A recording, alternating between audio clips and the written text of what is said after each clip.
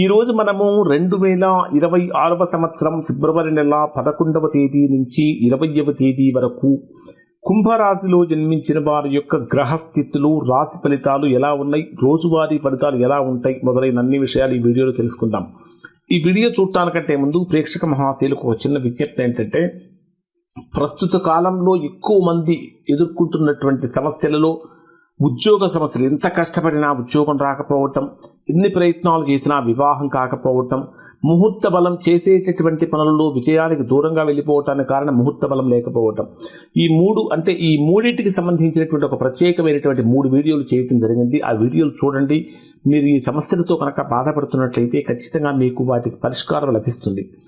కుంభరాశి వారికి ప్రస్తుతం ఎలా ఉందంటే, కుంభరాశిలోనే పంచగ్రహ కూటమి యొక్క ప్రభావం జరుగుతున్నది. చాతుర్గ్రహ కూటమి, పంచగ్రహ కూటమి యొక్క ప్రభావం మీ జన్మరాశిలోనే జరుగుతున్నది.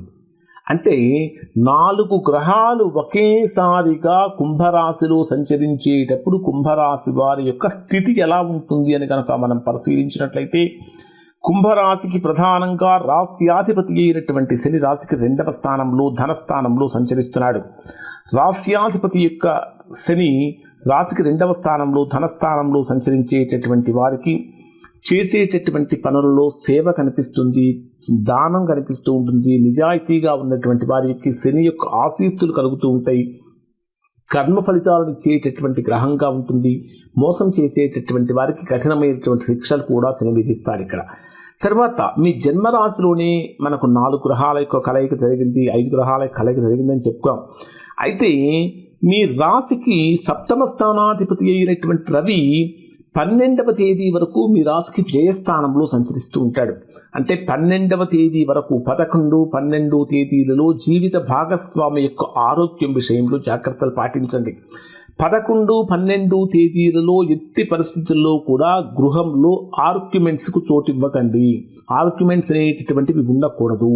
అలానే తండ్రి సంబంధమైన, పితృ సంబంధమైనటువంటి సమస్యలు వచ్చే అవకాశాలు కూడా కనిపిస్తూ ఉంటాయి. ఇక 13వ తేదీ ఉదయం నుంచి మీకు రవి కూడా మీ జన్మరాశిలోకి ప్రవేశిస్తాడు.